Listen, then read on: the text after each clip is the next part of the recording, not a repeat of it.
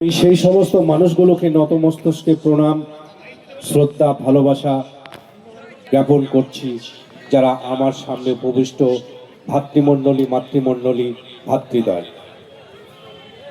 আজকের এই প্রোগ্রাম নওদার বুকে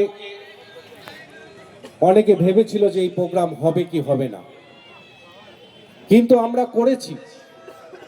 হাজার হাজার মানুষের উপস্থিতি দিয়ে প্রমাণ করেছি শাহিনা মমতাজ পারে। শাহিনা মমতাজের নেতৃত্বে নওদার মানুষ আবার ঘুরে দাঁড়াচ্ছে। শাহিনা মমতাজের আহ্বানে নওদার বিভিন্ন প্রান্ত থেকে, প্রত্যন্ত এলাকা থেকে মানুষ হাজারে হাজারে কাঁধে কাঁধ মিলে এই আমতলা রাজপথে জয় মমতা ব্যানার্জি, জয় অভিষেক ব্যানার্জি স্লোগান দিয়ে মুখরিত করেছে। আমরা চাইব আমাদের একটাই লক্ষ্য হবে, হোক মানবতার জয়, একতার জয় হোক।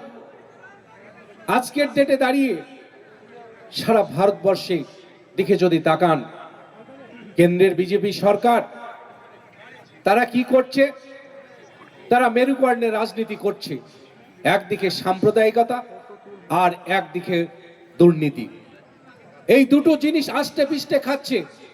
আপনি যদি সাধারণ মানুষ হিসাবে যদি সাম্প্রদায়িকতাকে সমর্থন করেন, তাহলে মানুষে মানুষে বিভেদ হবে, রক্তাক্ত হবে, মানুষ খুনোখুনি হবে, মানুষের রক্ত ঝরবে, আর হাজার হাজার মানুষ সেখানে মারা যাবে।